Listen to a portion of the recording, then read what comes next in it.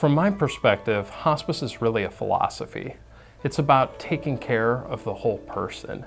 And one of my patients, I think, really said it the best. She said, it's dignity. She said, at the hospital, you can just be another number sometimes. People come in, they take your blood, they're running through these different algorithms. But here she got a chance to sit down and talk about her game plan.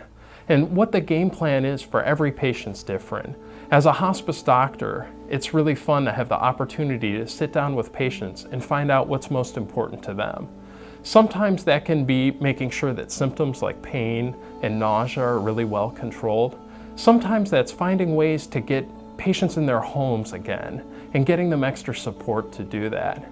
Other times it may even be things like helping them to get advice from social workers about how to get their financial documents in order.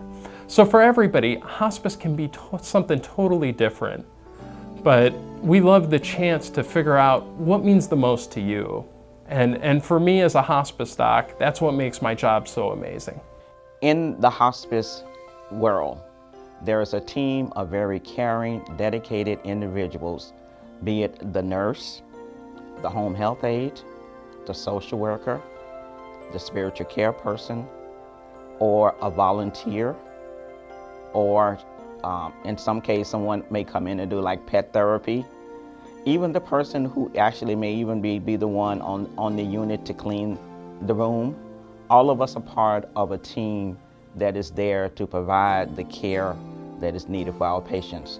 We have a doctor. Don't want to leave out the doctor because he or she is the one that would be able to control the meds. But then there's so much else that goes into a person's final days that is more than just about the medical care. They still need that emotional support, and they still need outlets to be who they are and to grieve and to begin that process of grieving and to know that someone is going to understand and is going to support them through that. It focused on quality of life. And so quality of life can mean a week, a month, a year, whatever your situation is. And so that was a new introduction. Her pain level would change from day to day, sometimes hour to hour. So that was also the other important thing that was important to me, that whoever we went with was going to be able to give me, as the primary caretaker, the tools that I needed to manage her pain. And if that pain would change at 10 in the morning or 10 at night, there would be a support staff person that I could call and they would help me through it. And I got that reassurance. What hospice can do is make whatever time you have, and for everyone it's different, it makes it easier, it makes it comfortable, more comfortable. And that can mean a lot of different things. I think just the fact that we could get things delivered, we could get prescriptions delivered, that there was a doctor, a nurse that I could call if I had a question, that made life easier. That took stress out of my life. When my dad had a question, why is she doing this? Why is she doing that? If I wasn't home, I could say, there's a number next to the bed. Call the nurse, call the social worker. So to have that support staff makes life easier. The thing that surprised me was everybody had an attitude that was just unbelievable. And I know it might sound that I'm just in some kind of make-believe world, but when you stepped in here, the people just had such a beautiful attitude. And it was not just the first day.